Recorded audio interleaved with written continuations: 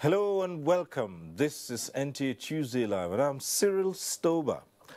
Now, the Independent National Electoral Commission, INEC, has outlined programs for the conduct of the postponed elections, starting with the presidential and National Assembly elections on Saturday, the 23rd of February. And following consultations with political parties, the electoral body approved the resumption of campaigns by parties and candidates expected to end by midnight of Thursday.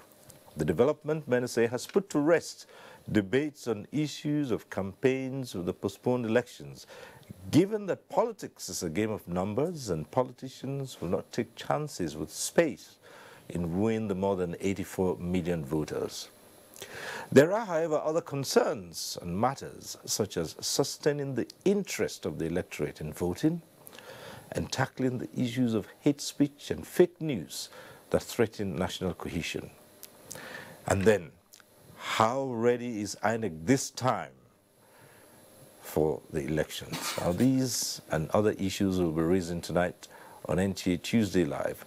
But first, let's get to see this report by Dele Atumbi. Let's encourage INEC. Let's support INEC. The end product is free, credible elections. What should automatically happen to campaigns by political parties and candidates after the shift of an election in line with Section 99, subsection 1 of the Electoral Act? The provisions of Section 99 of the Electoral is very clear. Shall within 90 days and 24 hours before, that is to say, if INEC decide to shift the time allotted for the said election, campaigns will only stop 24 hours before the next date fixed for that election. Political activity, in my opinion, reading and giving a clear and unambiguous literal interpretation of the provision of Section 99 can resume their campaign. Observers say what is important is the unity of the country, with citizens being given the opportunity to perform their civic responsibility. In Abuja, Dele Atumbi. Yes, that report sets the tone for tonight's discussion. Let's introduce our guests. We'd like to welcome to this program Njuma Muhammad is a presidential candidate, Movement for the Restoration and Defense of Democracy. Thanks for being here tonight. Thank you very much. You're welcome. Let me also welcome Dr. Leonard Nzewa. He's National Secretary, African Action Congress. Thanks for being here. Thank you, too. We're also joined by Aliu Omar, a senior advocate of Nigeria and former Attorney General of Kano State. Thanks for being here. Thank you for having me. Let me also welcome tonight Ahmed Raji, also a senior advocate and a former resident electoral commissioner with INEC. It's good to have you join us. Thank you very much, sir. All right. Okay, as we always do, we acquaint you with the procedure. At the appropriate time, you can get to be part of the discussions in the studio. The platforms will be on your screen. We advise you to take advantage of those platforms and be part of this program. However, for those phoning in tonight, the same thing we say every Tuesday. When your call gets through, do us a favor, reduce the volume. Turn down the volume of your TV set. That's the way to avoid the hurlback or the echo. And the best way to know that your call has been passed through to the studio, you'll see your name appear on screen. Once that happens, it means that you are live direct to the studio. Just go right ahead with a question or comment. Don't bother too much about the greetings. You probably wouldn't have much time to do that. And of course, also bear in mind that sometimes the lines can be erratic. So just go straight to the point. Don't bother about the greetings. Make your comment, ask a question, and whatever issues you raise, our guests will be willing to respond to them. So once again, welcome to NTA Tuesday Live. Matters arising from the polls that were put off up until the 23rd, which is Saturday. So let's begin to look at some of those issues that people would have been raising ever since that Saturday morning that INEC announced the postponement. This time around, you're a presidential candidate. How ready are you? Well, fully ready, but in my own case, in my particular case, I double as my party's national chairman. Right. So how set is the party? Yes, as far as the presidential ticket is concerned, the long ago, we came together as the parties NWC and NEC to actually step down eventually for the incumbent president, which was formally communicated to INEC and including the president himself. But I haven't said that. We're still very much involved in mobilizing, because what we're doing now is to reawaken, the seeming weakened morale of our supporters to vote, to come out and exercise their franchise, their civic responsibilities, and vote for the preferred candidate of the party at presidential level. All right, let's come to Dr. Leonard Nzewa, who's National Secretary, African Action Congress. How set are you? You heard the postponement. You must have expressed concern, like so many other interested parties and the general public, the voting public. So what have you put in place within this 1 week window? We were really shocked when we got the news that the election had been postponed. But we also need to appreciate the effort of INEC. Our campaign footprint has been very massive. Even before the announcement was done, we've been able to cover about 36 states across the Federation. Of course, we know we have a lot of massive presence in the social media. Equally on ground, we also do that. So we were really prepared for the election. We were set to go for it until we heard about the announcement. For Nigerians, I asked them to be calm, to be patient. The reasons that has been given by INEC, we've run through it, we've studied it. It's an organization. We need to move ahead. We are set for the election come Saturday. Okay, so we'll come back to you with all the issues, but let's go to the senior advocate of Nigeria and former Attorney General of Kano State, Aliyu Umar. And, well, at the time the announcement was made, what was the first thing that struck you? The implications of that postponement at that period and the rescheduling? Well, I look at it from the legal Yes. perspective. Yes. And then I ask the question whether INEC had the necessary powers to postpone an election, either in any part of the country or generally as it did. And that takes me to the provisions of the Constitution and also the Electoral Act. But at the time the announcement was made, no reason was given. So the powers of INEC to postpone an election is for a cogent and verifiable reasons. And when the INEC chairman gave a press conference at 2 o'clock and stated his reasons, I was of the opinion that they were justified and they have the powers, because the reasons he gave was logistics and lack of transportation of essential materials. For instance, I was in Kano at that time. I cannot imagine, for instance, that in the North Central Senatorial District, where they don't have haze and weather problems, will be casting their votes, whereas people in Kano are not. It will bring a lot of chaos, and that may lead to unnecessary breach of the peace. So the powers are there, conditional, that they have to be cogent and verifiable. And then I ask myself, who will verify those cogent reasons? The Act or the Constitution did not state who is supposed to undertake that duty. So I said to myself, it must be INEC and maybe stakeholders. If you are going to take it wider, it will be what will a reasonable man do.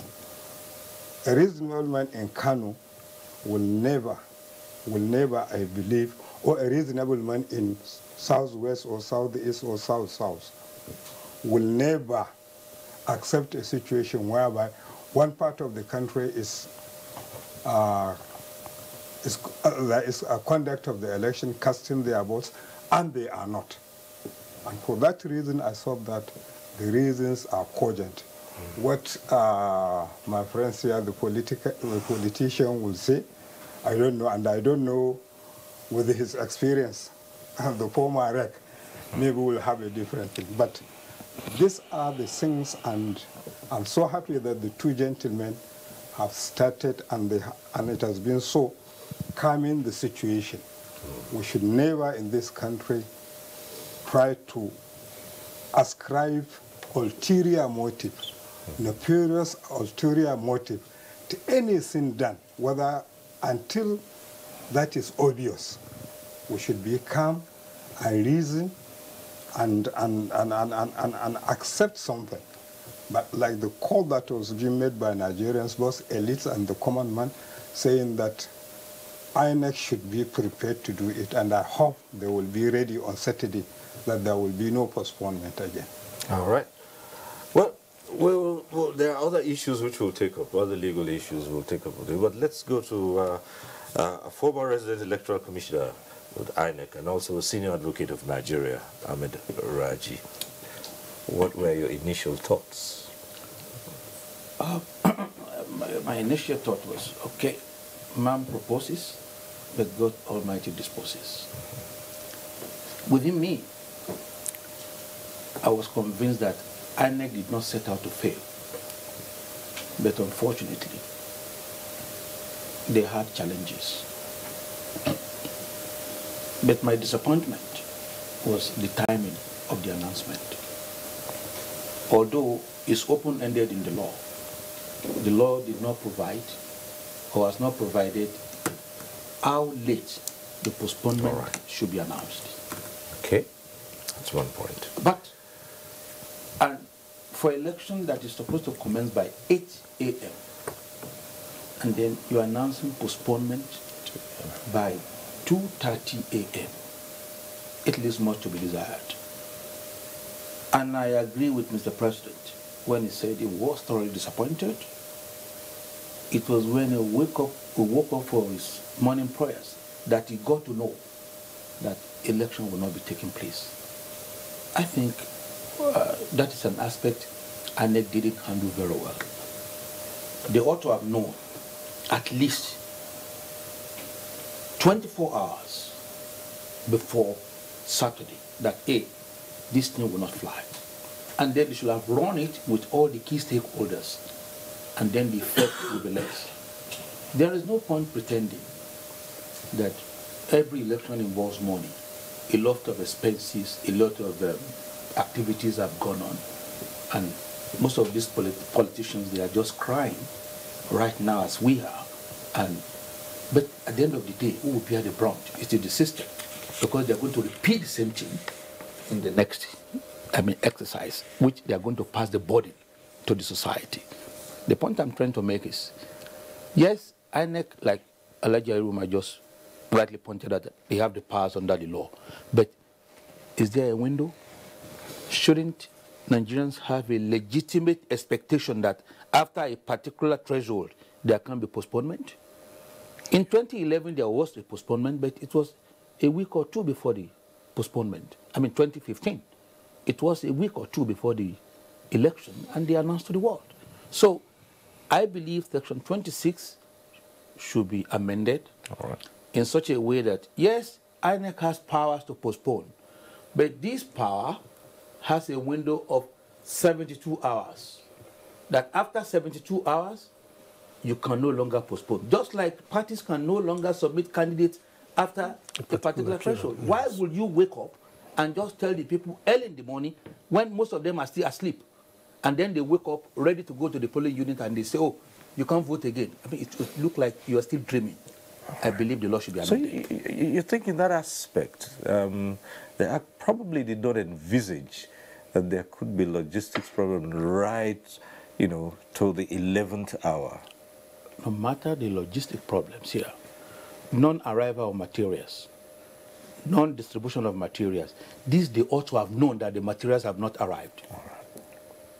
But be that as it may, we have to take it up and follow them and assist them to succeed. All right. Perhaps we'll return to you later on. But let me also put that question to you.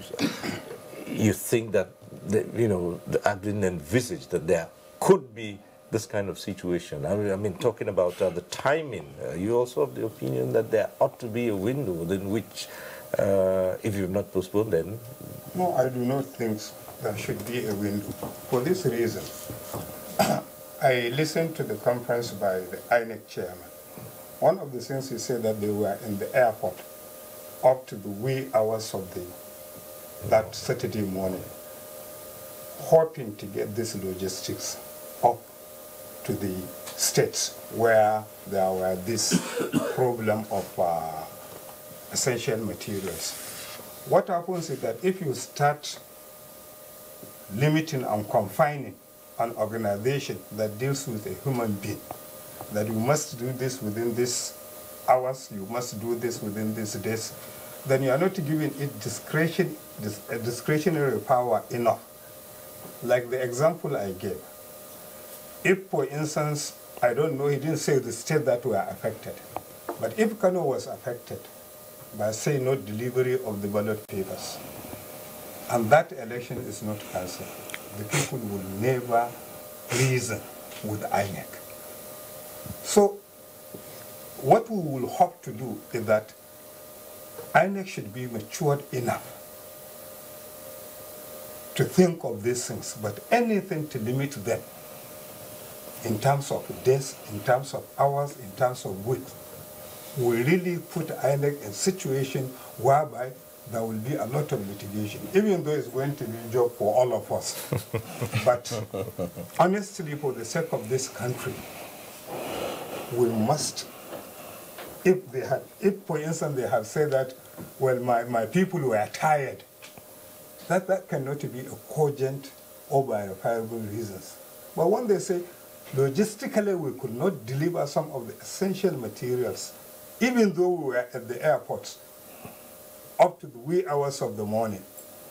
And then if there had been a limit, it means that no matter what happened, other sections of the country will be voting and others will not be voting. And then, of course, you have politicians in Nigeria that say, no, it's because of somebody is being favored to rig the election. You know, all kind of things that will come. I am more concerned with the peace and non-violence of the election. It's more important to me than these things. But at the same time, I agree that INEC must be up and running. At this time, almost everybody in this country knows that northeast, northwest will be having the problem of the weather. And even when they take these materials to the states, they take them and deposit them in the central bank. Yeah. They trust the central bank. Why not during those windows where these states have these problems, they should have taken it? Why wait until they are distributing to all other states that they will take to these problem states? All right. Well, just to put on record that in putting this program together, we invited the Independent National Electoral Commission to be part of it. So we do hope that before we round off this discussion, we'll be joined by a representative of INEC. Hopefully, that would happen before. Well, let's come now to the politicians and so on. The question has been asked on so many platforms to say, do you see this 1 week as an added advantage or a disadvantage in terms of now the logistics of the parties? INEC has talked about its own logistics. What about the logistics of the parties? Equally, it's a burden on all the political parties and also the candidates. It's not been an easy thing because we basically were winding up the whole campaign program thinking that it would be Saturday. But when you have additional few days coming into it, becomes very, very enormous for every person. And the reason is this. When you set out on the campaign of this nature, you have a clearly marked out program in terms of the cost element, in terms of the human element, in terms of the logistic element in terms of all the technical inputs you put into it. And you are virtually exhausting everything at that time, and this time this one comes out again. Even when the announcement was done, it was not clear whether the political parties will have a window to also start to also go back and begin to campaign again. It was just about yesterday that this came up, that they have an opportunity to go out. So essentially, we are back on the field. Additional cost burden is on us, but the most important thing we are very comfortable with is that the electorates are very patient. So in a situation where you think you'll be spending like 2 naira or 5 naira or that, they'll appreciate that. Look, this is not going to be money as it used to be. Let's just talk to you. Let us engage with you, that these are the situations we have on ground. So it's also a burden on us, but we just have to take it like that for the sake of Nigeria. Do you also see an advantage in having more time to reach out to the electorate? Yes, every window is more time to engage the people. So there's a gain in that. There is a gain. Yes. Well, more time, though, it is not the desirable type of time, because the commitment was so much that for me, sitting atop the management of a political party, on Thursday I cited some kind of relief that, thank God, we have run and closed our campaign successfully. So no more issue of campaign. We're satisfied that we've made enough appeal, to the electorates on what to do and how to vote for our candidates. But then this ledger came. You see, it was quite disappointing and shocking, to say the least. The leadership, this current leadership of INEC, happens to be one leadership I personally had so much confidence in, to the extent that I recall when the former president in this country made a sweeping criticism of INEC, I went on air, to fault him. But, you see, our expectation was built on the, recurring reassurances given by Professor Yakubu. From the very beginning of the commencement of the electoral timetable, he never erred. And there was it was like a perfect kind of movement to the very last, period, last lap. And he was asked consistently whether on the readiness of the commission. He was always answering in the affirmative. We are ready, we are ready, we are ready. And suddenly, this ledger came at 2 a.m. like a coup d'etat, unfortunately. Thank God it is not. But then, the reasons he gave during this the stakeholder meeting, for me, are not tenable. They are just flimsy. Some of these things happened even days before his decision not to hold the elections. So, and all this while he was giving reassurances about conducting these elections, we believe he was speaking from the strength of information provided by his subordinates. We do not expect him, as the general manager of the electoral system, to begin to double his duties as the fellow in charge of logistics, in charge of personnel, in charge of that. No, we expect him to rely on the activities of his subordinates. And consistently, I believe, they fed him with this reassuring points that, like, look, we are ready, we are ready, we are ready. And suddenly, he called off the elections. When he called it off, the thing is, we are just lucky that none of the candidates, particularly presidential candidates, none of the candidates is coming up with a kind of, with a statement that this election was called off to deny him the victory. Okay. And that is why we are having at least a tension-free atmosphere as it is today. But honestly speaking, it is regrettable. And I said it even at the stakeholder meeting, that all the excuses he gave borders on internal sabotage. And until we are able to get down to whose fault was it? Was it on the basis of incompetence? Was it on the basis of dishonesty? We will not make progress. But we'll do all that after the elections. We have an election to contest. Right, this other aspect I want to go to. Some might say it's just merely academic because, as at yesterday afternoon, INEC came out to clarify the situation. But initially, I would want, some believed that the lawyers were already getting set to interpret whether or not parties can go ahead and campaign, whether or not the Electoral Act envisaged a postponement and the stoppage of campaigns and adverts 24 hours before. Well, like I said, it was clarified just 2 o'clock yesterday. Yeah. But before then, it was on edge. So let's, for the purposes of what might, even though Nigerians say this should be the last time, you have a postponement of this nature. What are your thoughts on that?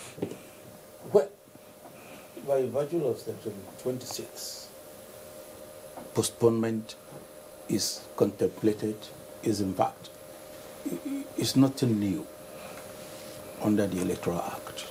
And like I said, you have to leave room for natural disasters, even under the Constitution. If the country is at war, election will have to be postponed.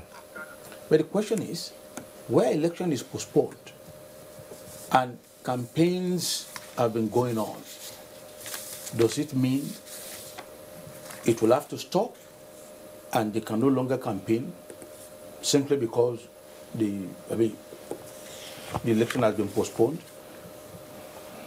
The wordings of Section 99 is to the effect that campaign will stop 24 hours before the polling day. All right. And since polling day has not come, it will be interfering with the right of the parties and the candidates if you stop them from campaigning. For example, what has happened now is even, I'm glad like Danjuma has made a point that, look, we are going to look into this issue of INEC, whether it's an internal sabotage or what have you. That one can even be a campaign issue. All the major parties now can come out and tell Nigerians that, look, when we form government, we are going to reform INEC. When we form government, based on this nasty experience, because, we have to give it to Mr. President. He's a statesman. For him to come out and he says after the elections, INEC has some things to explain, not caring whether they will favor him or not favor him. He said it, meaning that the reform of INEC is now on the burner. So why will you stop campaign? All right. Okay. We'll return to this, but we have a caller on the line if you're still there. Bashir from Kanu calling in. Hello, Bashir. Go right ahead.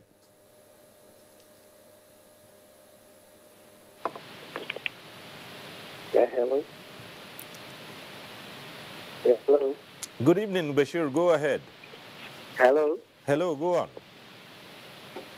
Hello. Yes, Bashir. Yeah, hello.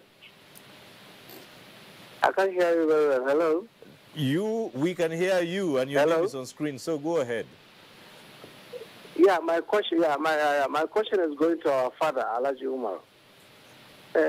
Actually, we Northerners here, we pray and we pray. Still, we are praying, and I want Baba Umar to beg our leaders to keep on praying, not because of all this that is happening, because what we have now in the north is more than the even election. We are seeing a lot of things happening in the north, Maiduguri, Yobe, and all this in all these days. But what we want is that the prayer from our leaders. And I wish all our people for the election. And I want our father, Baba Umar, to pray for us very hard and all with them with a good look. I thank him. I've seen him on the screen. Okay. Thank you very much. Well, Bashir is calling for prayers, but while the prayers are going on, the very salient issues about running an election are still the main issues here. And again, the same question we put on. We're asking the same thing. So it ought to have been clear to even those who are not lawyers, the ones lawyers always love to refer to as not learned. Yeah. Not learned in law. Okay. Well, Not like Mr. Stover is learned in journalism. Very good. all right. Well, those not learned in law, it ought to have been so clear that, I mean, since it was no longer 24 hours to the election, campaigns could still go on. But it had to take another meeting for that to be clarified, although some of the parties had stated all along that they were going to go straight onto the field and conduct their campaigns. And I agree with what the proposition made by Alhaji Ahmed Raji. And in fact, in the whole of this postponement issue, it was that decision, that initial decision by INEC, which is vexing. Because like he said, this is a constitutional provision and an electoral act provision that you can only stop campaigning when for voters 24 hours to the time of the election. Yeah. How can you now ask them to stop campaigning 7 days, 1 week to the election? It shows that you just want to show you have power. Since I have the power to postpone, then I'm postponing everything connected with the election. But the INEC must realize that whatever power they have are donated and provided by the accent law and the constitution. And they should never have, that was overheating the polity. It was an opportunity for everybody. Maybe people who had gone to some states and maybe the campaign, the review is that it is bad. It is an opportunity for them to go back. But to stop them, when you have stopped the election, I mean, it's bad. It is, I won't call it an abuse of power, but it is to show raw power. I can do this and nothing is going to happen. I'm glad that sober reasons had prevailed and he was convinced to do that. I hope next time when they are taking a decision, they should be able to look at their powers and their limits and so on. When Raju was the electoral commissioner in Kano, I mean, we are going off and down and giving him a lot of things, but he remained calm. And whatever he did was within his powers. I'm not praising him because he is here, but simply because, maybe because of his background, that's why he did it. Bin Laden. And by the way, we say that lawyers are learning because we are not afraid to ask questions. We are not afraid to say we don't know. Please tell us how it is. Okay. Yes. All right, let's go back to the phones now. We have calling in from Warri Osaz. Hello.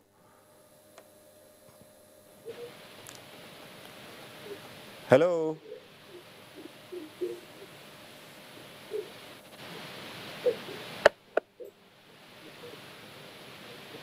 Is Osaz still on the line? Hello. Hello, go right ahead.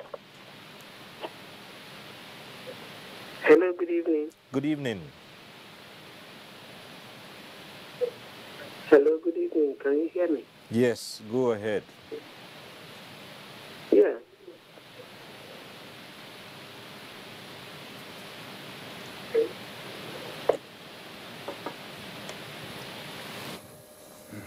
Osaz, we're waiting to hear from you.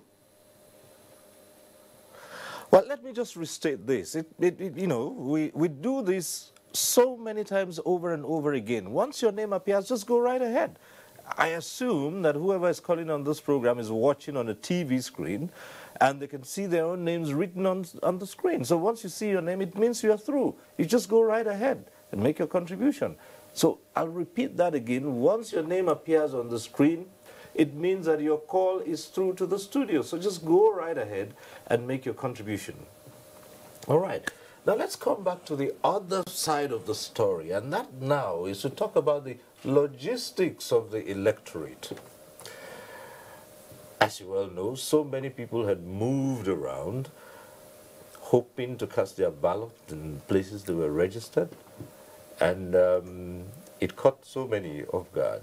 And they had to deal with deciding whether to spend the whole week where they had gone to or to come back and travel back and forth in order to exercise their franchise.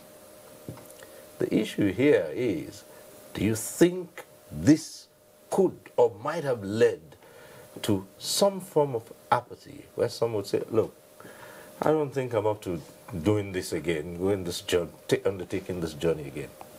How do you think this would have affected the voter, potential voter? I don't think that there's going to be significant apathy by the electorate. The expectation this time is very high. We can't put a finger to it, but there is this desire on the part of Nigerians to get themselves involved in trying to vote for the president they want, or whoever that will rule this country. And that will show you the huge number of people that came out, to get themselves captured and for them to get their PVC. In just a space of how many months? So additional 14 million new voters were registered. And so we're having about 84 million, over 84 million voters. So in clear terms, I don't see the postponement impacting negatively on the voters voting. People that have traveled, yes, because I know a couple of people that traveled back and they said they will still go back to go and vote. That they don't care about it, they'll go back and vote. That this time, something has got to happen. Okay, well, the traveling, perhaps the distance might have something to do with it. I think so. I'm looking, for instance, at someone who had to travel from, say, from Lagos to Garkina. Okay. And back. Yeah, I mean, right. yes, well, yeah, said his own, but the truth of the matter is that it will certainly not record the kind of turnout that it ought to have recorded on Saturday if it had held. Because there are people, yes, with commitment, people want, yes, the enthusiasm is there, wanting to elect the president they want and all that. But the truth still remains, the cost from the political parties. Today alone in my office, we're inundated with calls and demands for additional payment for agents, party agents that are supposed to be at the polling booths. That's from our own standpoint. Now, the ordinary electorate, there are people who paid by air. It's not as if they can afford the air transit, but because where they live or where they come from, it's we know the problem of security in Nigeria, traveling by road and all that. People travel from here to Yola to Maiduguri, and it's not really as if they can easily afford the airfare. But because of the significance of wanting to go home to vote, they had to kind of bring money, get money, and travel to Maiduguri, and now they are back. And you want to tell me they will go through that sacrifice again of wanting? I mean, some of them don't even have enough time to bank this money, to make up what it takes to buy this airfare. So the truth of the matter is that whether we like it or not, it is going to impact on the turnout, and is certainly that is on the downside. All right. Well, while people might worry about the costs in terms of Naira and Kobo, do you envisage that there is any dent whatsoever arising from the postponement? You envisage that there could be any dent to the perception of credibility of the whole process? On the contrary, if the election had not been postponed, and based on my reading of what the chairman of INEC presented to the public, it would have been disastrous if the election had gone ahead. For example, most sensitive materials had not arrived in various state capitals. And most of the state capitals, you travel for another 4 hours to take them to the local government headquarters. Then before you now carry them from local government headquarters to the various wards, then to the polling units. By the time you accomplish that, maybe it will be 12 midnight or Saturday, when will the election be? This will have raised serious issues. I do not think it puts a question mark, a big one, on our ability to organize ourselves as a people, and it ridicules us a bit before the international community, because even though Section 26 talks of postponement, it's talking of natural disasters. It's not talking of human disasters. What we witnessed last Saturday is what I would call monumental human disaster, not contemplated by the Section 26, but we have to extend it for whatever it is worth. All right. So if we had gone on, it would have been very disastrous, and it will have dampened the morale of Nigerians. And just like Alhaji Ali Umar said, that if voting is taking place in Jos, and the Kanawas are told that you can't vote here, but voting is taking place in Jos, it's like, what have we done in Kano? Before you will explain to them that, oh, it is due to bad weather, is it not the same weather Kano and Jos? Exactly. How can plane land in Kaduna, cannot land in Jos? They are voting in Jos, they are voting in Kukawa, but they are not voting in Kano? It will raise serious problems. And we pray that God Almighty will guide INEC and that the problem will not be repeated. So, on the balance, what they have done would have saved our image. If they had gone on, the dent will have been more. Okay. From Niger State, we have Zachary calling in. Hello, Zachary.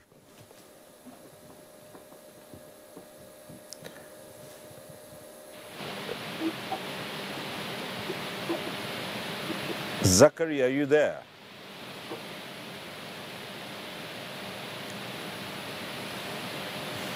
A very good evening to you all. Okay, good evening. Hello? Hello, go ahead, go ahead. Just go Good evening ahead. to you all. Good evening, go ahead. I'm there and I'm with you. Good evening to you all. Good evening. Good evening. Thank you. Good. That's a very wonderful program, quite interesting.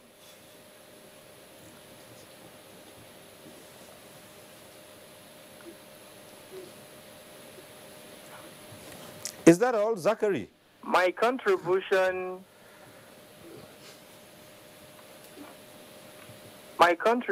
goes like this. It is clear that this postponement will be of much use. The people that will have the advantage of it are... All right. You know, I said this at the start of this program, that you probably will not have much time. And Zachary called in there. His call was through to the studio. He spent a lot of time worrying about greetings.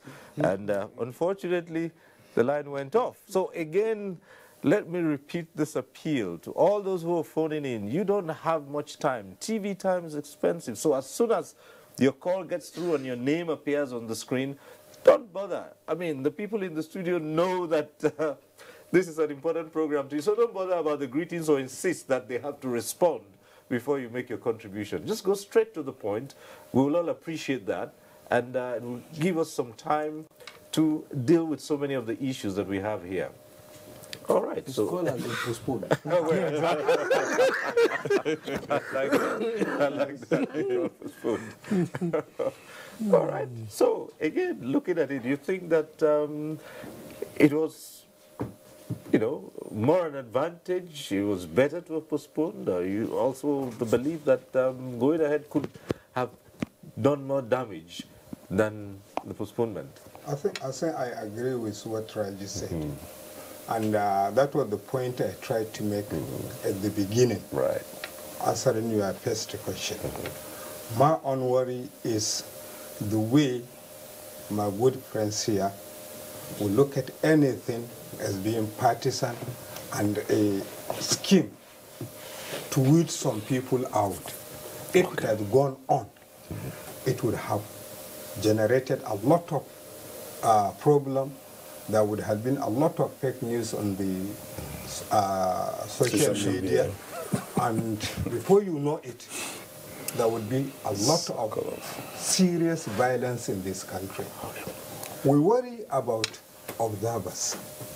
Yes, I think the people who had the right to say our elections was fair, free, and credible are Nigerians. If, for instance, you have to, I mean, maybe people will recall the Al Gore and what is the other person? Or even the recent one between Hillary Clinton and President Trump. She had more votes, about 3 million or 5 million, they say, over and above his own. And because the Americans are satisfied that it is electoral college that wins the presidency, they are satisfied. As a Nigerian, I still cannot pardon how somebody with those kind of votes, and who had, for instance, in our own situation, both the two sides, or has at least one side of the states, and has the highest number of votes, is not declared, and she had to accept something. But Americans believe that that was fair, credible, and free. And we didn't compare our own situation and say that Americans, what you did was bad. It was not fair. It is not credible. How can you do this? So everybody has his own system. It's good for observers to come and see how we are doing. What their value is to help us assess where we went wrong, like this postponement, like Raji said, at the wee hours of the morning. But they should understand that unlike in America, our people will come out with all kinds of weapons. And before you know it, we start killing one another. And then the elections would never have been accepted by the political parties. By the political parties.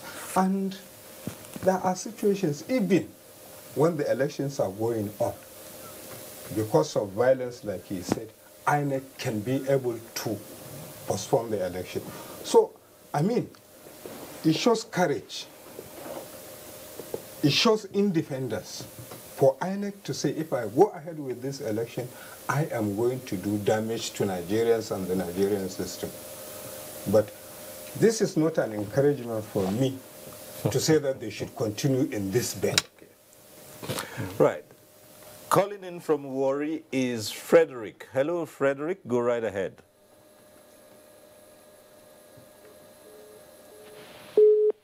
Okay. Frederick can't come on.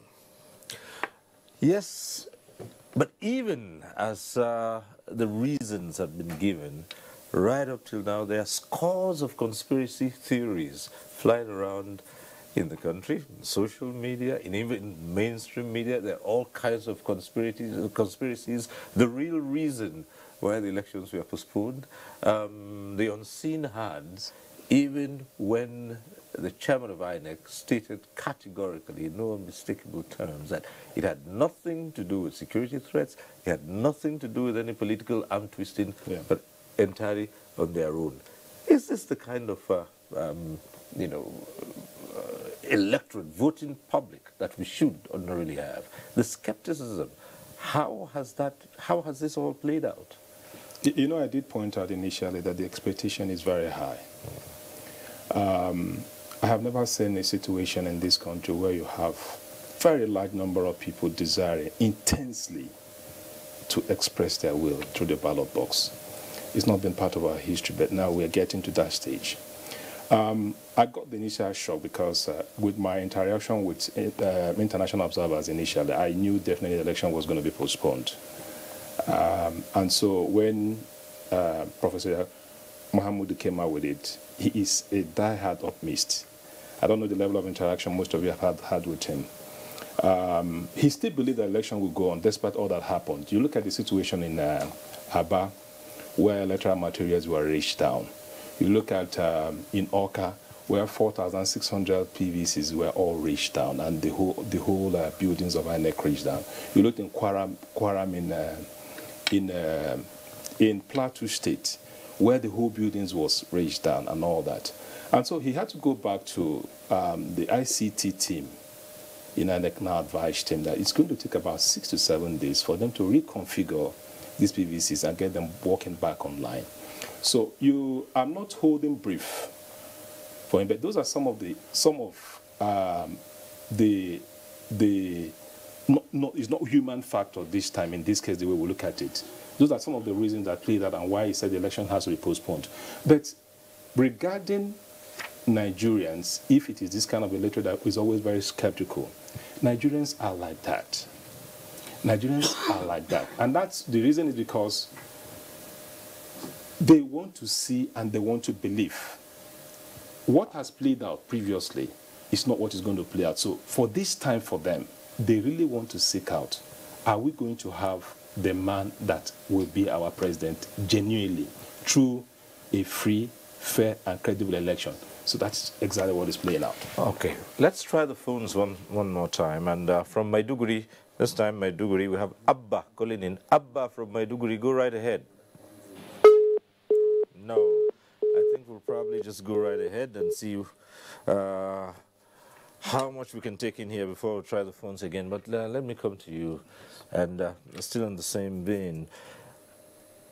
Nigerians are skeptical people, and definitely, even as we speak, there are all kinds of conspiracy theories.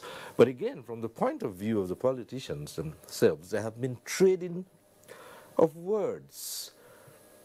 Each one, I mean, so many politicians raising questions and concerns about what might have led to some sharp practices in the system had the elections gone ahead. So what have we taken from all of this? Like my colleague said, and like Alhaji Raji mentioned earlier on, it is the nature. We see advantage in disadvantages. He said earlier on that the issue of INEC reform is a political campaign issue, which is true. So all what parties try to do, some of these, particularly the major contenders, try to do is to fault one another and see if they can score political points by doing that. But having said that, it is still not, it doesn't really address the issue on ground. Social media it gives this opportunity to people to exercise so much authority without responsibilities. So, and one can hardly control that. But talking realistically, it is a period that calls for responsibility, not only on the part of the authority, but equally on the part of the politicians.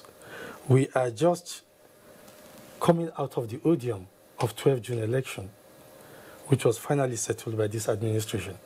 And I will not want Nigerian political elites and even the electoral umpire to do anything that will send us into yet another kind of situation. But then we must give credit to one thing I have observed.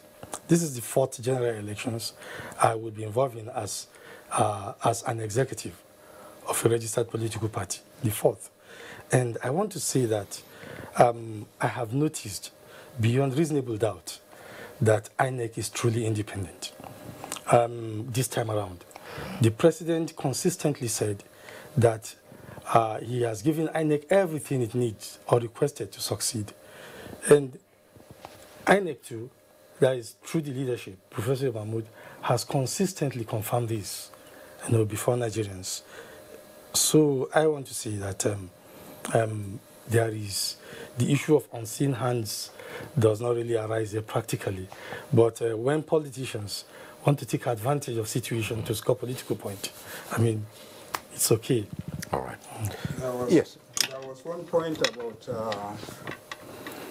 the negative impact of the election due to postponement. A lot of people, including the parties, the major parties, kept on complaining about people moving from one place to another. And I said to myself, in Kano, how many registered voters are there? How many of us are away? Say in Abuja, Lagos, Port Harcourt, and so on. What percentage? So, how can the people who are less than 0.01% affect all the population that are resident in Kano doing their trading, farming. I mean, it will be a disappointment for those people to say I participated.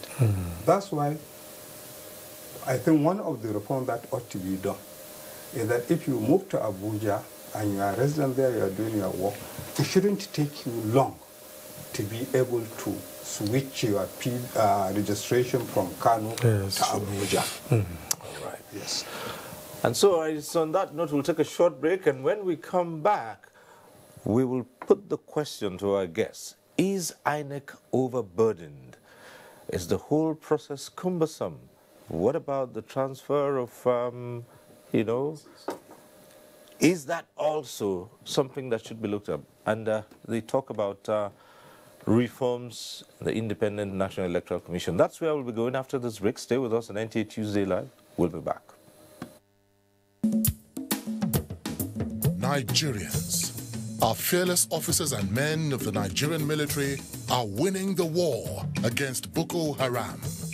Today, all occupied territories have been recovered and Boko Haram has been degraded. Our affected brothers and sisters are getting their lives back. However, they are now after you and me. In our mosques, churches, schools, motor parks, markets, entertainment centers, and public gatherings. Be vigilant. Be security conscious. Report suspicious persons, objects, and movements to the police and other security agencies. The security of our nation is a duty for you and me. Nigeria, unite against terrorism. This message is brought to you by the Federal Ministry of Information and Culture. The struggle for independence had been a long and tough one. Our founding fathers and compatriots sacrificed their comfort and even shed their blood. We cannot at this point in history afford to spirit away their sacrifices for immediate but temporary gains of today. Let us emphasize what unites and not what divides us. Working for the unity of purpose with a stronger vision for a better tomorrow. NTA, growing with the nation. Nigeria, the only country we can train with remarkable potentials to excel. Let us believe in ourselves and change our attitude for the sake of our country and generations unborn. Let us revive our cultural values, which are our essence as a nation. Let us renew the spirit of patriotism and hope in our dear country. Do not take or give bribe. Be punctual always. No more African time. We can't expect to be global citizens and operate on African time. Join the queue. Insist that people are attended to on a first-come basis, no matter who they are or where they come from. Nigeria, good people, great nation. Make you report any crooked person, object or wakajube movement to police and security agent demo. The security of our nation now work for all of us, plus including me and you. Nigeria, make we unite against terrorism. Now, Federal Ministry of Information and Culture bring on this message.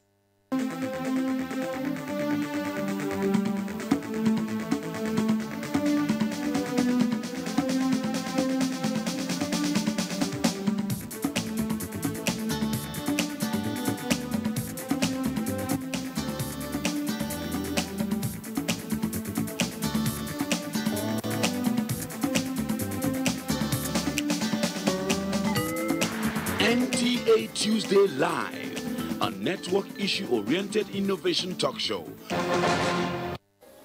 Thanks for staying with us. Right, tonight, matters arising from the postponed elections. Now, let's bring this up.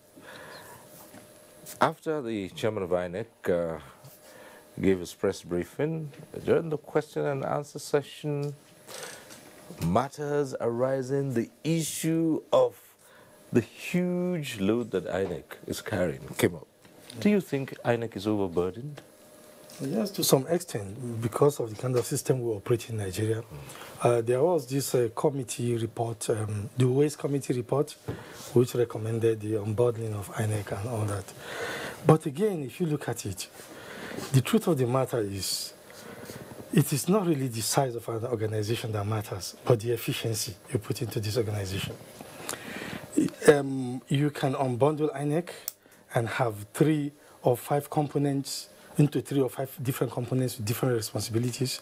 If you do not inject efficiency into this, if they do not operate as very efficient system, the same thing will happen. What happened, what led us to this ugly situation, because I still believe it's terrible, I mean, and very painful, could be the making of perhaps 1 or 2 individuals. Maybe some people simply decided not to take their jobs seriously, or some people decided to connive against the system. So the truth of the matter is that there are ways you can have one large organization, but with a very efficient system. And there are ways you can have several organizations dormant without efficiency. What matters is efficiency. In the reform of INEC, if unbundling will bring about efficiency, fine, unbundle it. But if you still need other things to do, or you need to inject some other forces into making INEC more efficient, so be it. But it is really due that we sit down thoroughly and look at INEC and make sure that whatever will lead to efficiency, that whatever will bring about making it more efficient than it is today, should be done.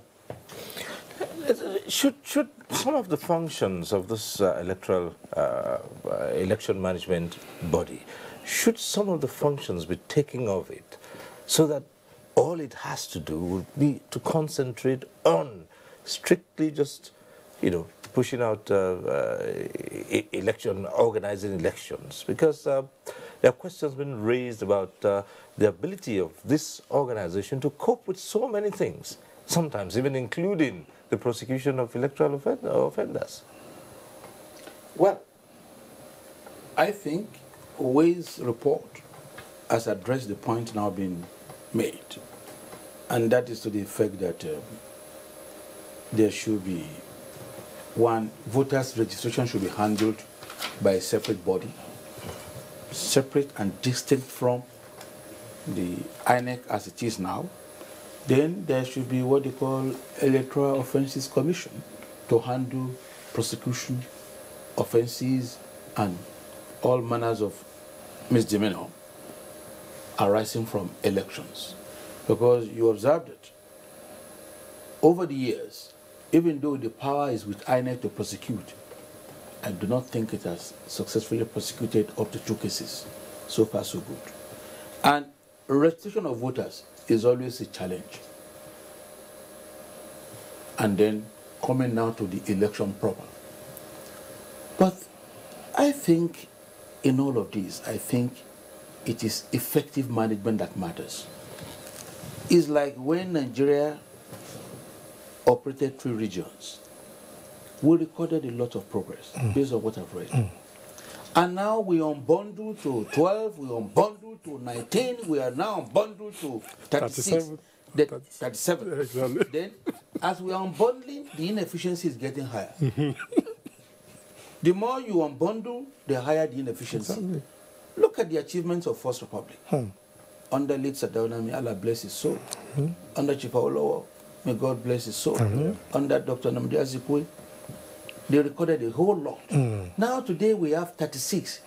Agitation, inefficiency, irresponsibility in governance, all over the place. People are asking for more. They're asking for more. Of course. So if you unbundle INEC, I think I was persuaded by Ways, but from what I'm saying now, if you unbundle it, I think a time will come that some people will say, okay, you have unbundled, you have now it's a special body for registration of voters. Okay, have one for North, have one for West, have one for East.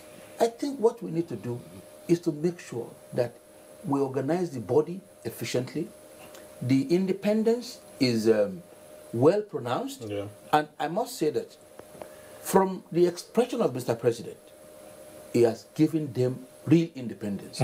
For the president, with all the security agencies, with all the, he appointed them not to know that they were going to postpone. For him to wake up by 5 and just realizing that he's giving them the independence. So I think then they have to know, they have to look at the kind of people. For example, logistics is becoming a problem, a challenge in INEC. Perhaps they have to do away with appointing political scientists to head the place. Maybe somebody with knowledge of logistics. I'm not condemning anybody. You may have to look at people with military background.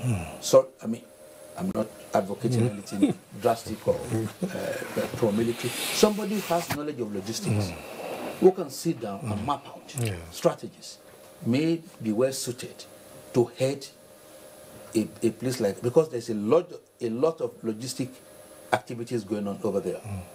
So I do not think unbundling is really the panacea. It may look so, but I do not think, based on our experience on the number of states, and we are still where we are. Would you go for unbundling too and say INEC is saddled with too many things to do?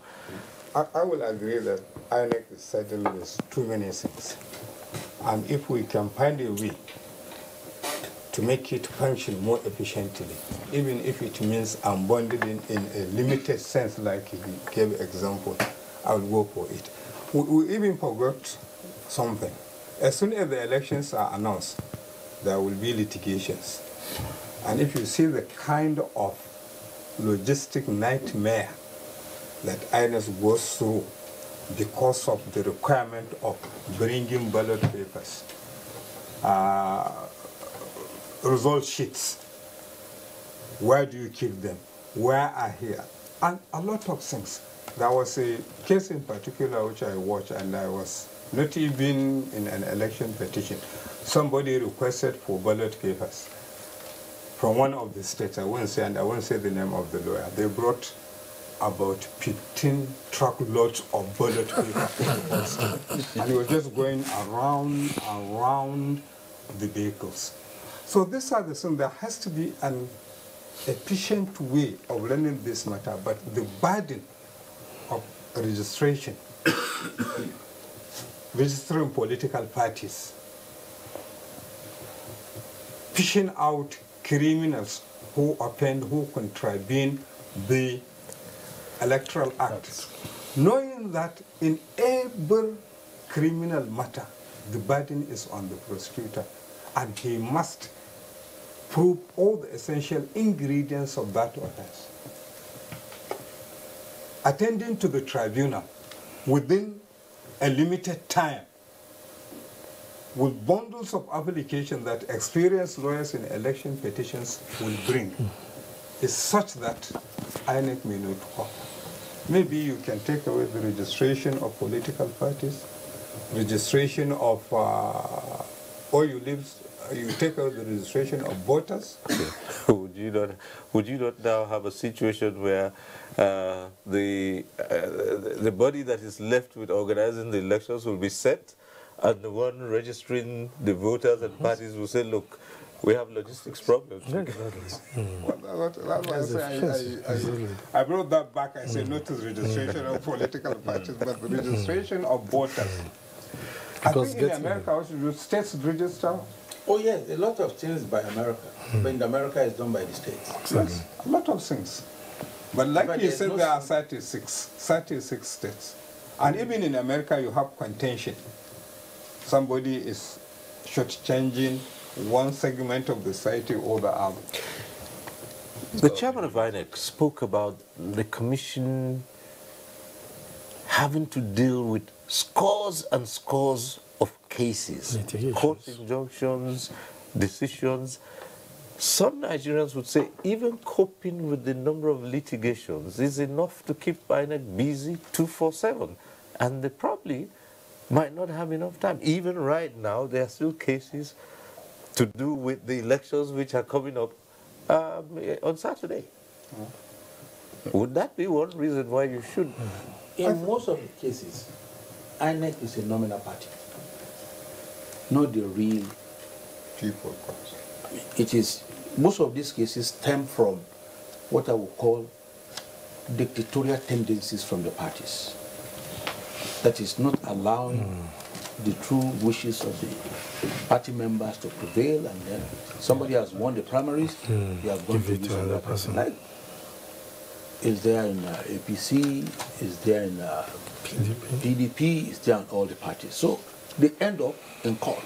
And necessarily, they must have to join INEC. All right. I think in such instances, INEC should just remain neutral, because the Supreme Court has urged them, in matters of this nature, be neutral. And whatever the result of the case is, be bound. Okay. So, but so many issues, judgments are coming up from the lower courts up. Yeah, if the judgment comes, just be bound by it. The only instances where Mr. A's name has been submitted to INEC, right, and INEC now capriciously puts Mr. B's name, then INEC is the main party. Such cases are few. The bulk of the cases turn on the disputes within the parties, arising from dictatorial tendencies by the... And what INEC does, one of its duties is to supervise primaries by the parties, internal democracy.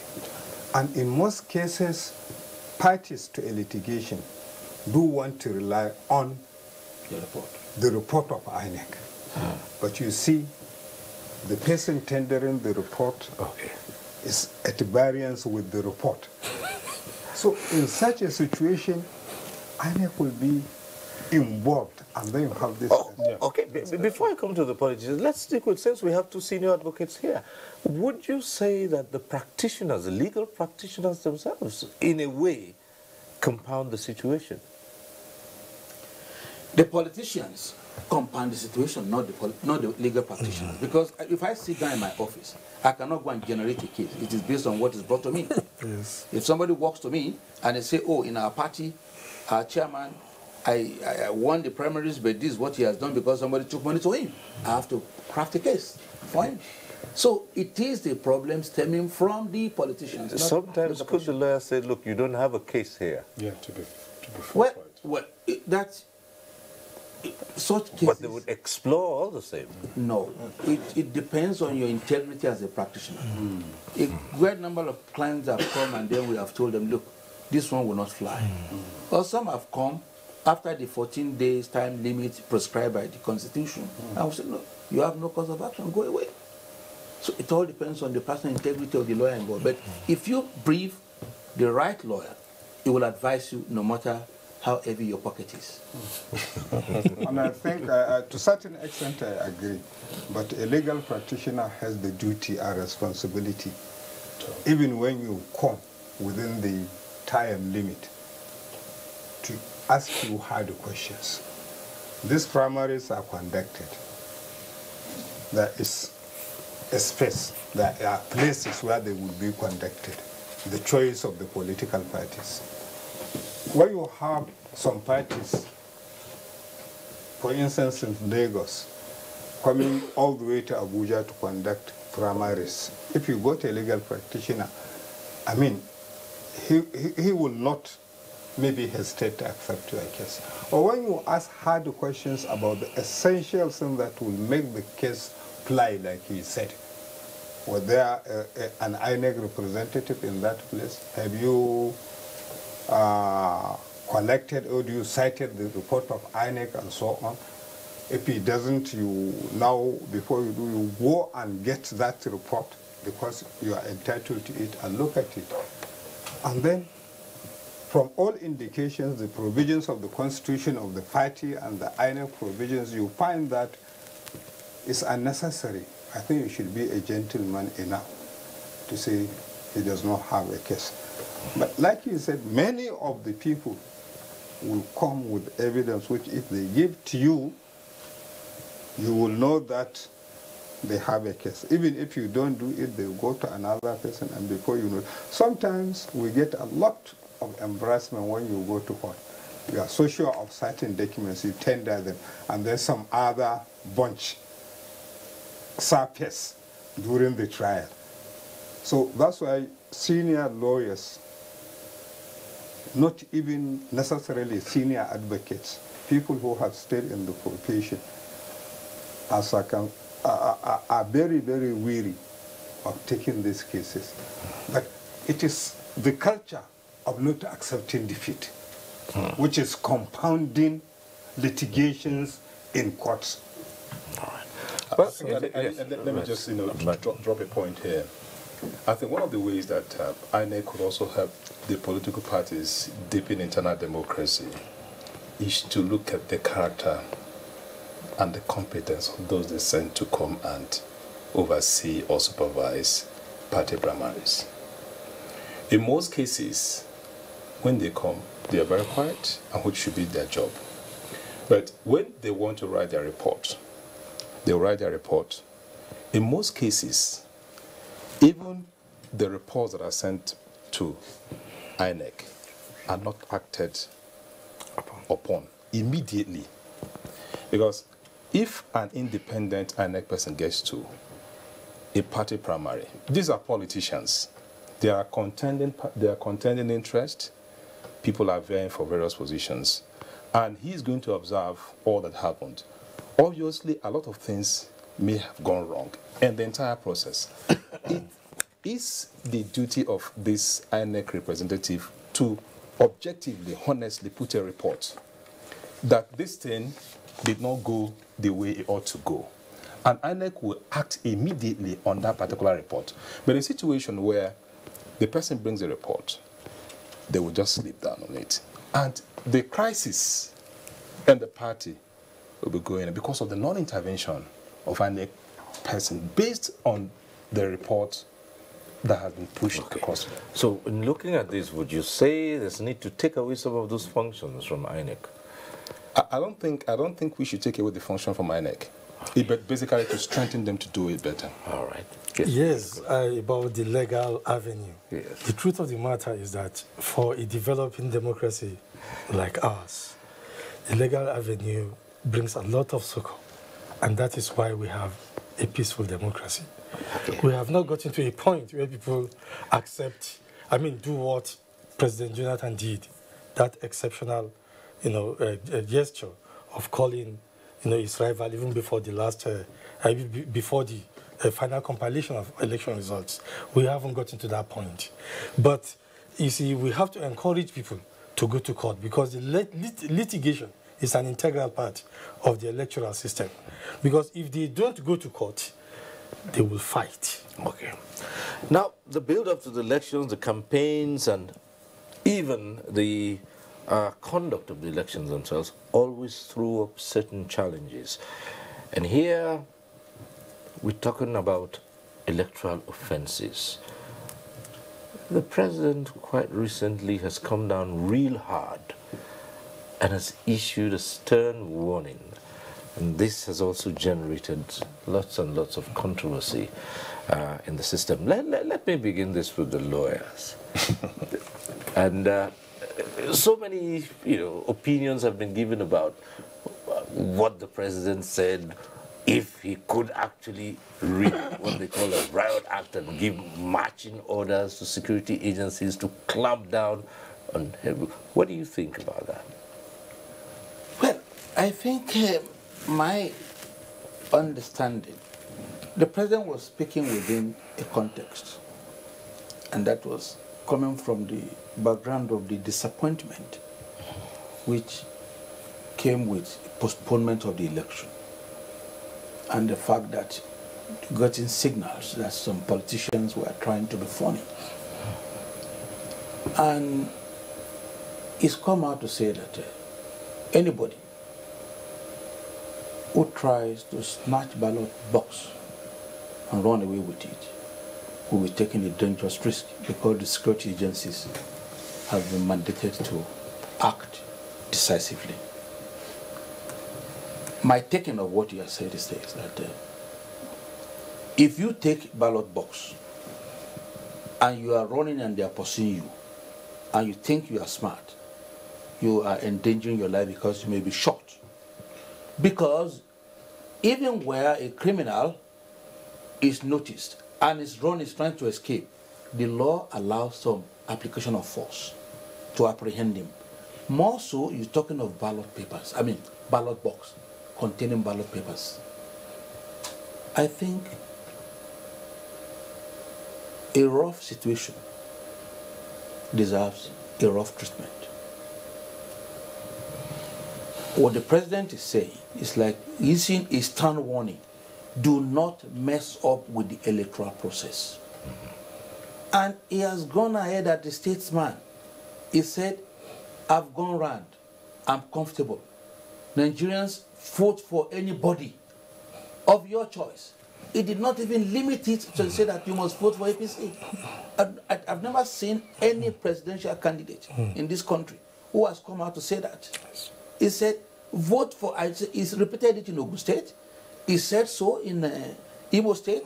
He said several states that, look, vote for, but what he's saying is that if you try to be funny, meaning that even if you are APC and you people don't want you, and you take ballot box and you are trying to run, if the security agencies pursue you and you are running, if they try to obstruct you through any means and you endanger your life, you are your own.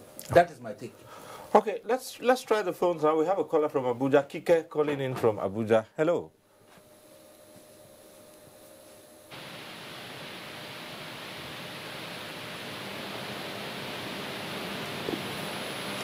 Good evening, Cyril. Good evening. And your guests.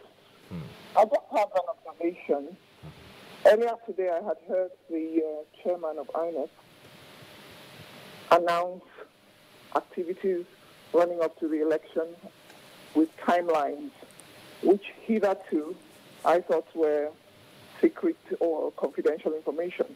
So I'm wondering if anyone thought along the same lines, or I thought that maybe under pressure, INEC is being caused to make blunders and gaps. And are we then going to be exposed to rigging and other things like that? I'd like to hear what your thoughts are on that.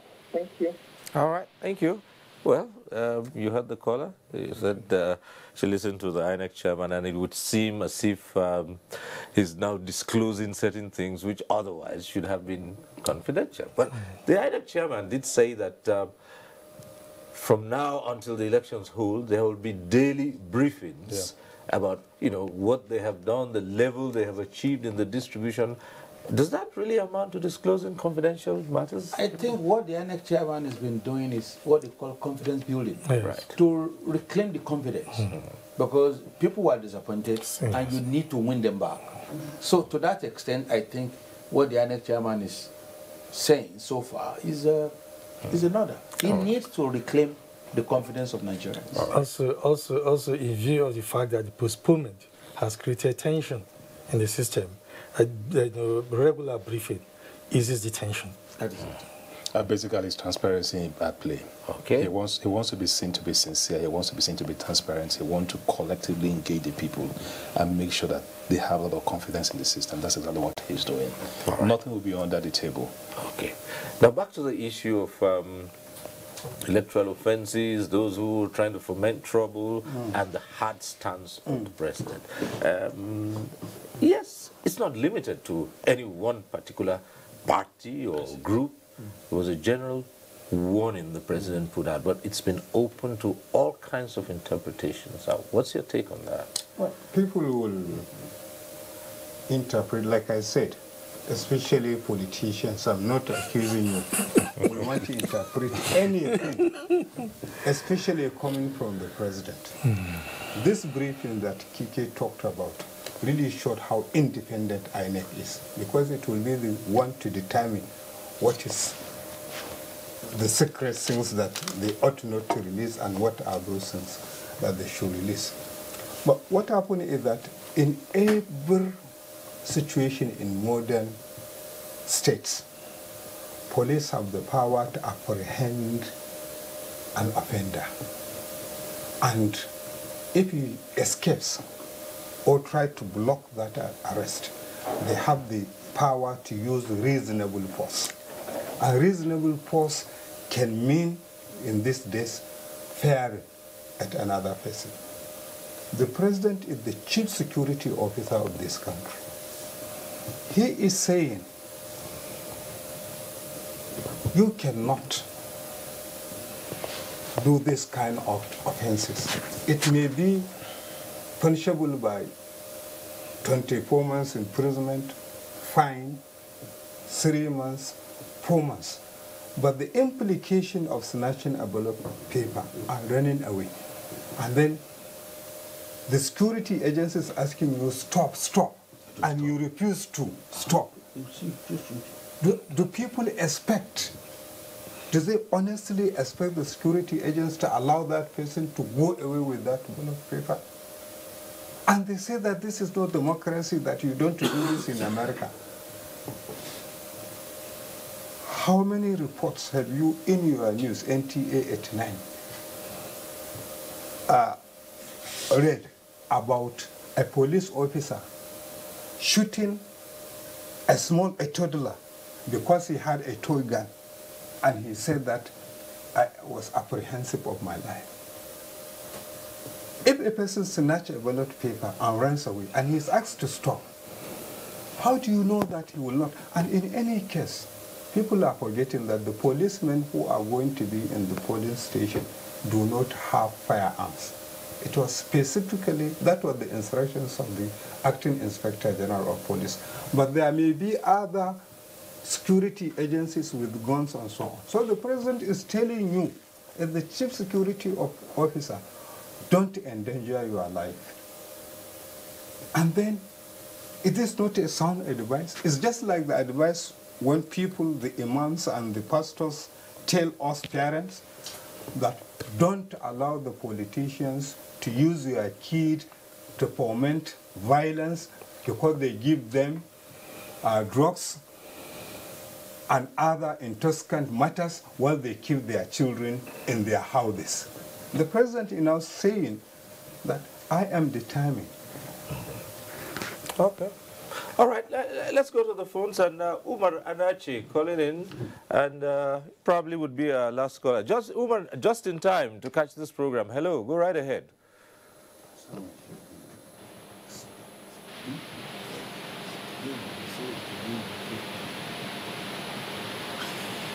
Yes, good evening, Siro. I'm Umar Anachi calling from Birmingham, Kebbi.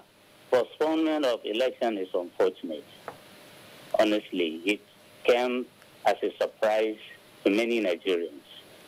And what baffled me most is why the commission have to wait until the dying minute, until few hours before the commencement of the election. There is need for INEC to know that few days before election, they would have done it in such a way that few days before election, it's a projection. You have to project things. This logistic problem, it keep on occurring, and it will not. It does not occur within a day. It's 2 days, 3 days, 4 days, just like that. So INEC should be able to know at least this thing can be done or it cannot be done at least 3 days before the election. Actually, it has become a surprise thing to us. And one thing is that it is because there is no sanctions. Everybody will feel like doing whatever he wants to do. And nobody sanctions him. There is no sanction. Like what Mr. President said, there should be an investigative body to investigate this matter. And anybody found wanting should be brought to book. May God continue to bless our country. Amen. Thank you. Thank you very much. Well, yes, speaking about the warning to those who might want to cause trouble during the elections, snatch a ballot box, or engage in all those practices likely to disrupt the conduct of the elections? Well, I listened to the president's speech, and I took up the ending where he said that anybody that does that will be doing that at the risk of his life. That was the ending of that statement. I think Nigerians are very, I wouldn't say they begin to interpret that particular statement in various light, but it's a deep heart of a statesman that wants to ensure that things go the right way. That's my basic assessment of it. Of course, everybody knows the camp where we belong to, but we need to be very, very candid about it. Trying to take out the will of the people in this kind of momentous situation is a very bad one. The global community is focused on Nigeria. I don't know, but the thing is basically people are agitated. For instance, my political party, we have very large number of Nigerians abroad that are keen watching this.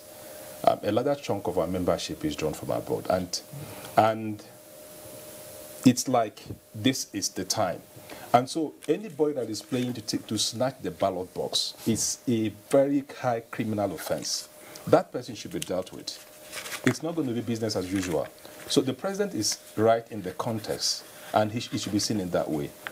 Every person that will try or attempt to snatch the ballot box should be brought to books. Maybe in the way he put it, I would prefer that using the word, the person should be brought to books. And when we say somebody should be brought to the books, we understand what it means. It becomes more simple for them to understand. Okay, yes, what's your take to buttress what you said and to add more. The truth of the matter is that when you kill an individual, when you commit a murder, you kill an individual. But when you snatch a ballot box, you kill a nation. So what I'm trying to say here is, you see, we have a system where, over the years, in our electoral experience and history, political thugs, now with sophisticated weapons, cut away boxes, cut away electoral materials. And when they come face to face with agents of the law, they shoot at them. What do you expect the agent of the law to do? They will shoot back. And in that event, of course, there could be death. So the president's warning, like my colleague said, is long overdue. And what we should take out of this is first, it is not to begin to interpret what the president said, but to ensure that nobody does it. That is the most important thing. One. Secondly, the president too is saying, by saying this, the president is sending a message to the entire nation and the whole world that he's not sponsoring any political thuggery as a contestant in this election, because the order does not limit to any part of the country or any political party. Very good. So even members of his own party. So for me, it's something we should be taking seriously. And instead of condemning the president, I would rather commend him for finding the courage, to speak so hard against a terrible crime.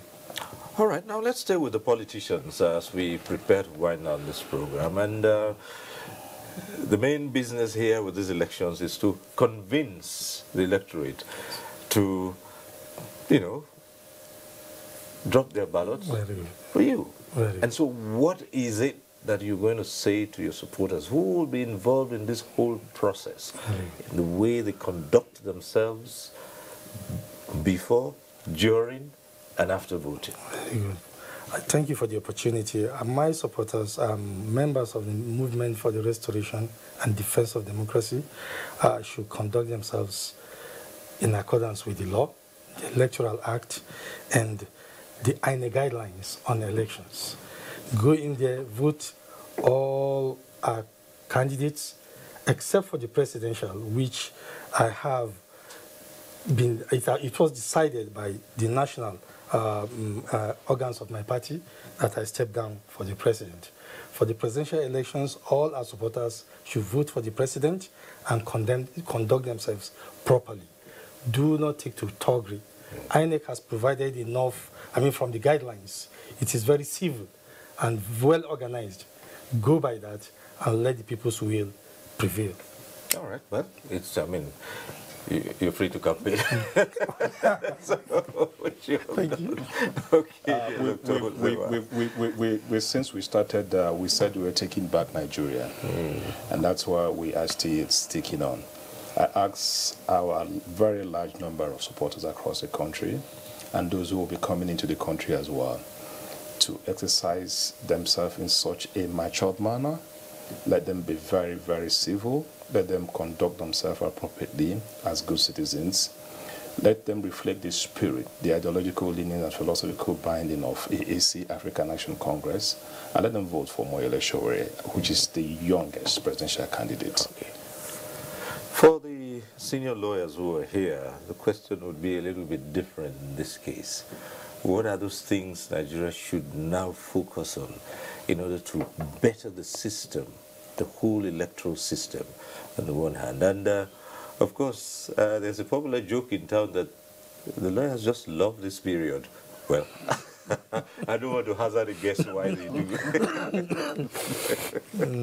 Well, even amongst other jokes, but there are some senior lawyers that after the election petitions, they will go and rest for another 4 years. So you are not saying this is the thing that we say to ourselves. But I think the main thing is for this election, it's almost too late for anybody to say do this now or do that.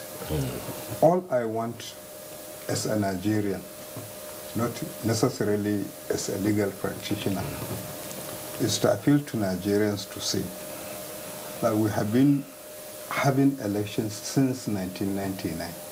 There have never been any interruption. We have seen the bad side of thuggery. We have seen these ballot papers. We have seen a situation whereby a governor will be sworn in just 3 months before the end of the tenure. And we have seen legislators in the same vein. It did not help us because there was no representation.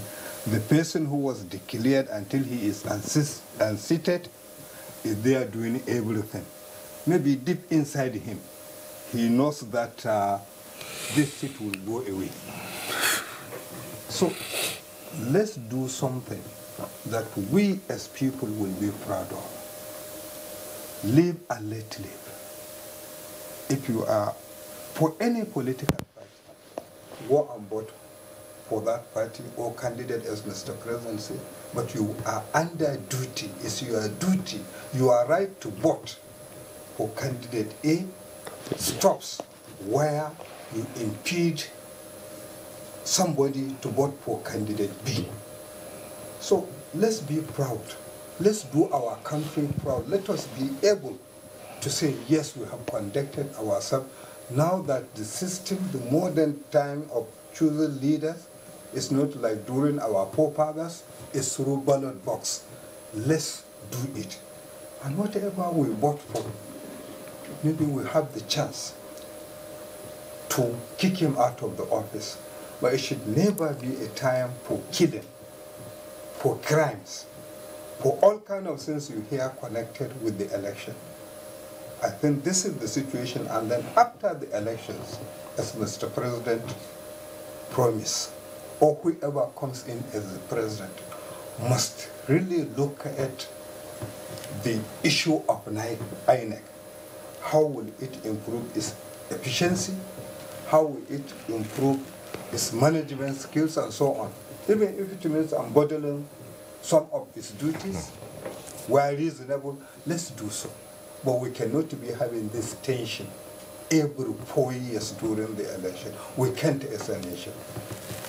All right, so let's come to you with the same thing. Thank you very much. In addition to what Alhaji Umar has said, I believe one of the ways we can really get out of this logjam is to quickly move away from presidential system of government to parliamentary system.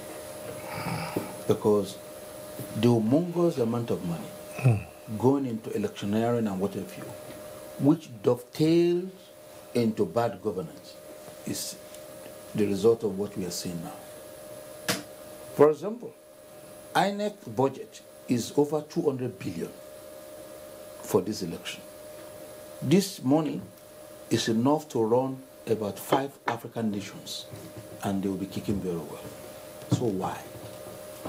Why? Do we really need that? But if we have a parliamentary system where we're only going to have 2 elections, state assemblies and then national assembly, all these governors or presidential and what have you, which is the root cause of most of these problems, especially the governors.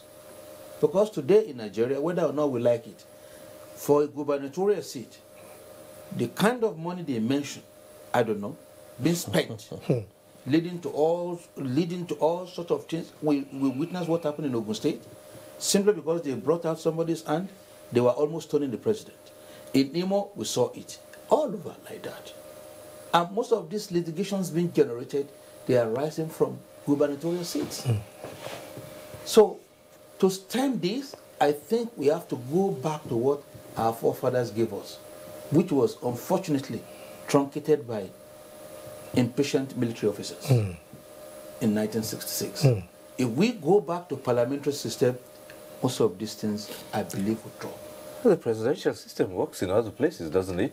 Well, I do not think we have the temperament to run it. And having regard to our diverse nature, I mean, there is the need for us to, I'm not saying presidential system of government is bad, but it's the way we are today. What is going into governance is too much. And that is why we are, in terms of infrastructure, very, very low. Look at the amount of money being used to run the states. Look at the amount of money going to governors' offices. If you have a premier in a state, and he's also a member of the parliament, how much of money will he be spending? The security vote around the governor, the retinue of aides, the retinue of people following him all over the place. The commissioners. I mean, you begin to wonder, what are we running? What kind of show is all this? There's the need for us to tinker with what we are practicing. Otherwise, we will be on the barber chair for many years to come. All right. And it is on that note we'll have to leave this conversation. As I always say, no one program can take care of all the issues at stake. But tonight, we'd like to say a big thank you to all our guests. Njuma Mohammed, presidential candidate, Movement for the Restoration and Defense of Democracy, is also the chair of that party. We thank you for being here. Thank you for having me. Let us also give a huge thanks to Dr. Leonard Nzewa, who is National Secretary, African Action Congress. Thank you for being here. Thank you for having me. And for former Attorney General, Kano State, Senior Advocate of Nigeria, Ali Umar, thank you for doing us.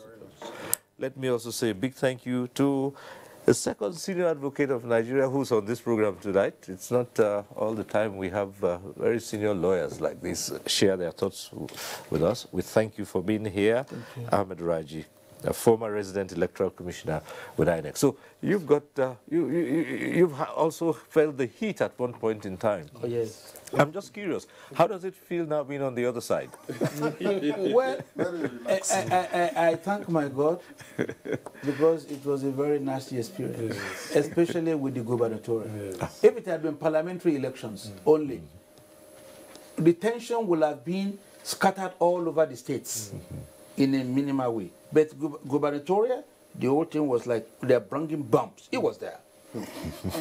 Bombs, concentration of bombs in one place, which we do not need as a nation. And that is why movement, no motion for Nigeria. Right. Thank you very much. Thank you very much. Right. And also to you out there, we say thank you for being part of this program. Well, I know that the last time we were on this forum, that was last Tuesday, I stepped up and said to you that by the time we meet again, so many things would have been decided. Well, I'd like to stick my neck out again tonight and say, yes, INEC has got it all right this time, and the elections will go on Saturday. And so I'd still hazard that and say, by next Tuesday when we meet again, there will be something to report about the elections. So thank you for being part of it. I'll see you again next week. I'm Cyril Stover. Bye for now.